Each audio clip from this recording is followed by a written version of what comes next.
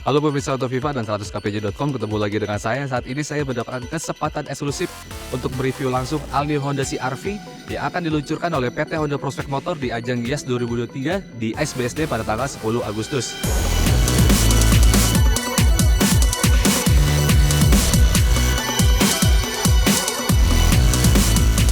Oke, sekarang dari desain eksterior yang pertama pemirsa. Honda CR-V generasi ke-6 ini memiliki desain yang lebih sporty dibandingkan generasi sebelumnya yang sudah dipasarkan di Indonesia pemirsa. Di sini banyak kelekukan tajam mulai dari bumper depan yang mengalir dari bonet ke bagian samping. Nah, terus di sini logo Hondanya, emblem Hondanya itu dibuat lebih besar. Terus grillnya banyak bolong-bolongan di sini. Dan kebetulan ini yang saya review adalah tipe hybrid RS atau tipe tertingginya. Lampunya pemirsa, dia sekilas mirip Honda Civic RS dan lampunya juga sudah adaptif. Jadi ketika kita berbelok atau ketika kita berhadapan dengan kendaraan lain, dia bisa menyesuaikan cahaya yang dihasilkan dari proyektor LED di dalamnya. Dan dia juga di dalam headlampnya ini sudah terdapat DRL sebagai pemanisnya di siang hari. Dan tidak ketinggalan ada lampu fog lamp atau lampu kabut di bagian bawahnya. Dan di sisi kiri bumper ini ada kisi-kisi udara, fungsinya untuk membantu mendinginkan cakram ketika mobil mulai berjalan pemirsa. Secara dimensi, CR-V terbaru ini memiliki dimensi yang lebih panjang dan lebih lebar dari generasi sebelumnya atau generasi kelima. Begitupun dengan peleknya. Sekilas desainnya sama sih seperti yang sebelumnya, tapi dibuat agak berbeda dengan ukuran yang lebih besar. Jika sebelumnya 18 inci, dia sekarang sudah 19 inci dibalut ban Michelin berukuran 235/55. Untuk pengeremannya depan belakang sudah disc brake dan ground clearance-nya itu meskipun ukuran peleknya lebih tinggi atau lebih besar, itu masih sama dengan versi sebelumnya, sekitar 190 mm. Untuk yang versi hybrid ini, dia over fendernya warnanya dibuat sewarna dengan bodi utama. Jadi tidak terlihat ada tonjolan plastik tambahan dan di sini diberikan aksen seperti sen atau seperti mobil-mobil zaman dulu di pemirsa ini. Yang unik dari CR-V terbaru ini adalah untuk wipernya. Jika biasanya washer atau cairan untuk menyemprot air ke kaca itu terdapat di bagian tengah, dan dia sekarang menempel di batang wipernya pemirsa. Cukup unik nih, dan dia sudah seamless atau frameless, jadi tanpa ada batang lagi, dia semuanya udah karet.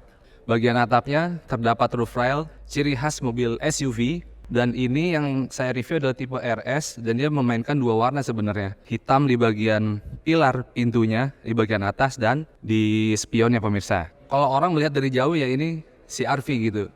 Tapi ternyata banyak perubahan yang dilakukan oleh Honda. Meskipun secara tata letak si lampu pengeremannya masih sama ya, dia dibuat berbentuk huruf L yang menyatu ke bagian kaca belakang sini. Bumper bagian bawahnya terlihat lebih dinamis dengan diffuser yang sewarna dengan bodi. Ada aksen dua knalpot, padahal knalpotnya ada di sisi kanan aja pemirsa. Tidak ketinggalan emblem atau logo Honda dengan dilingkari biru yang menandakan bahwa ini adalah mobil Honda yang sudah berteknologi hybrid atau EHEV. Terus kaca belakangnya sudah dilengkapi defogger, wiper belakang, spoiler dengan high mount stop lamp dengan antena shark fin. Dan di sini ada emblem atau logo RS EHEV. Di bagian bawah sini terdapat kamera nih. Nah, desainnya terlihat sama seperti Civic RS yang versi sedan yang sudah dijual duluan di Indonesia. Material yang digunakan lebih mendominasi soft touch. Dan untuk sistem hiburannya dia mengandalkan head unit model floating seperti ini berukuran 9 inci didukung dengan 12 speaker lansiran Bose. Nah, yang menarik ketika saya masuk ke dalam kabin ini, secara otomatis jok bagian supir ini dia mundur ke belakang pemirsa. Dan dia sudah elektrik, begitupun di bagian penumpang di baris depan.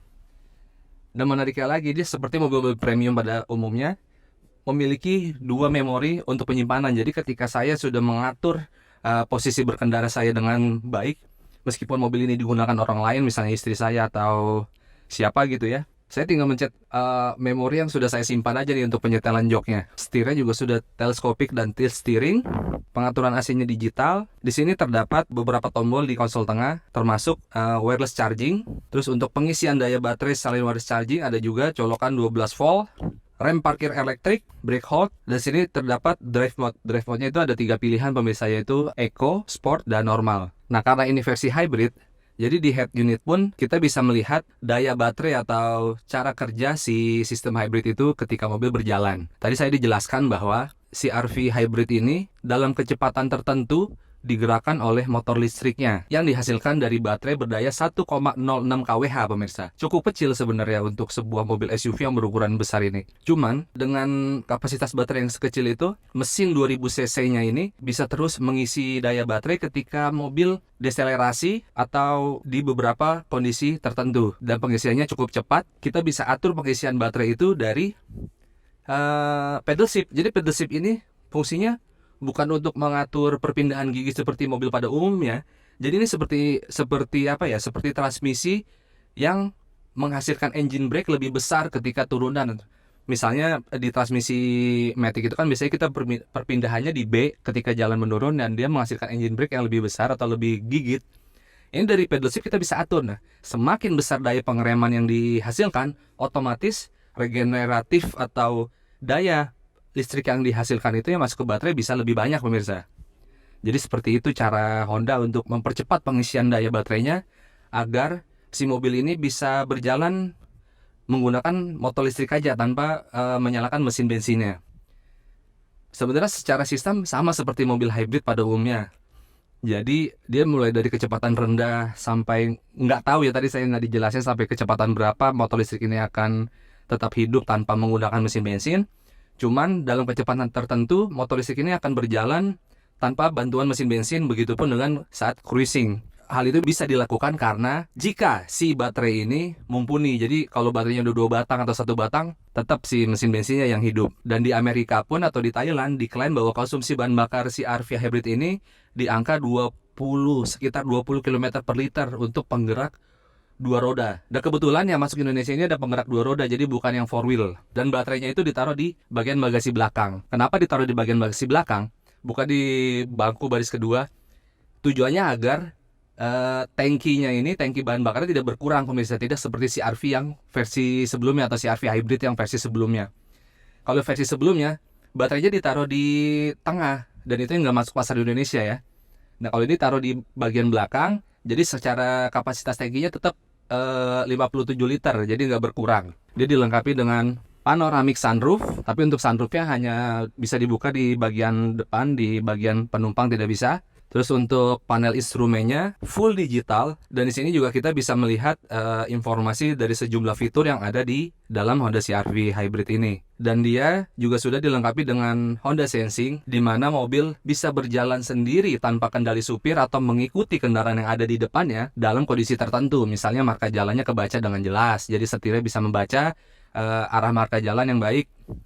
Terus pengemudi tidak perlu melakukan pengereman ataupun menginjak pedal gas dalam kecepatan tertentu karena dia mengikuti pergerakan mobil yang ada di depan. Dan mobil ini juga sudah dilengkapi dengan HUD atau head up display, jadi memberikan fokus tambahan ketika si pengemudi ini berkendara. Jadi cukup melihat ke bagian atas, di atas dashboard ini sudah kelihatan tuh kecepatannya berapa.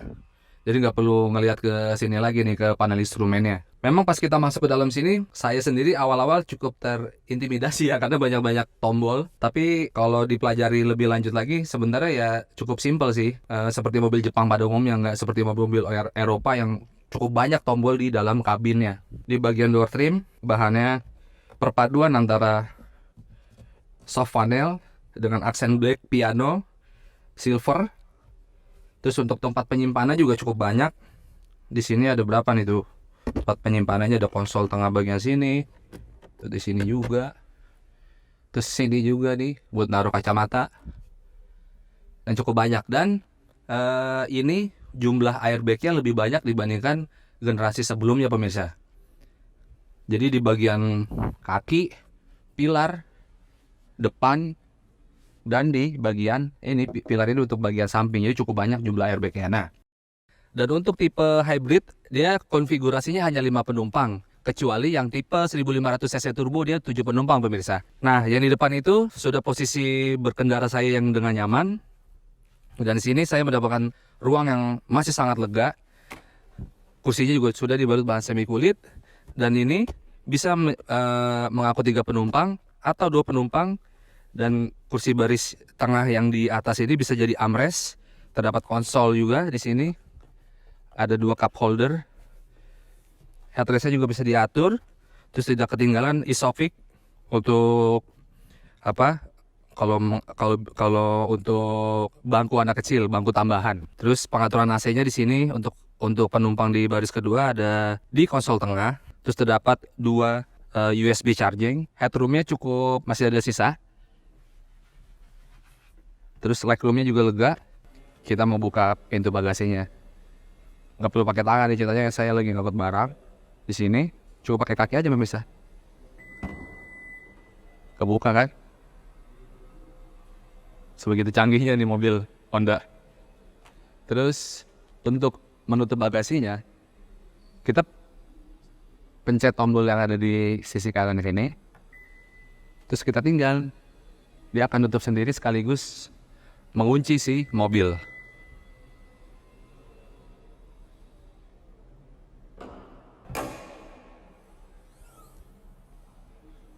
Nggak perlu diganjal-ganjal lagi nih untuk buka kap mesinnya. Oke, ini adalah mesin 2000 cc terbaru yang dikembangkan oleh Honda untuk pertama kalinya berada di all new Honda CR-V dengan menggabungan motor listrik atau teknologi hybridnya untuk beberapa negara pemirsa. Tadi kita baca di data di atas kertasnya bahwa mesin 2000 cc-nya ini bisa menghasilkan tenaga gabungan dengan motor listrik 207 dk dan torsi 336 Nm pemirsa. Nah, torsi itu juga sebenarnya sudah dihasilkan oleh si motor listriknya pemirsa. Jadi ketika mesinnya tidak hidup, hanya mengandalkan motor listrik yang menyalurkan tenaga ke roda depan, motor listriknya itu sudah menghasilkan torsi sebesar itu 335 Nm. Cukup besar untuk menarik SUV sebesar ini pemirsa. Di sini adalah posisi motor listriknya, dan sini ada kabel berwarna oranye. Ini fungsinya karena high voltage atau tegangan tinggi yang untuk mengalirkan daya listrik dari si baterai yang ada di bagian bagasi belakang. Ketika mesin mobil mati atau tanpa engine, mobil kan bisa bergerak otomatis dengan motor listrik. AC yang ada di dalam mobil itu dihidupkan dengan baterai pemirsa. Jadi fungsinya si aki ini hanya untuk mengangkat daya starter di awal mobil hidup, lampu, audio, dan panel cluster ya pemirsa. Jadi seperti itu sistem si hybrid dari Honda All New CR-V eHEV. Begitu aja review saya soal All New CR-V eHEV yang akan meluncur di Gias nanti pada tanggal 10 Agustus. Untuk saat ini, PT Honda Prospect Motor belum mengumumkan harganya saat kami review, jadi tunggu saja. Tapi di Thailand, untuk versi hybrid yang penggerak roda depan ini dibanderol sekitar 701 jutaan. Untuk four wheelnya 740 jutaan. Ini statusnya impor. Anda kalikan sendiri, atau Anda kira-kira sendiri seperti apa nih harga si SUV ini. Jadi sampai jumpa di review mobil selanjutnya. Bye!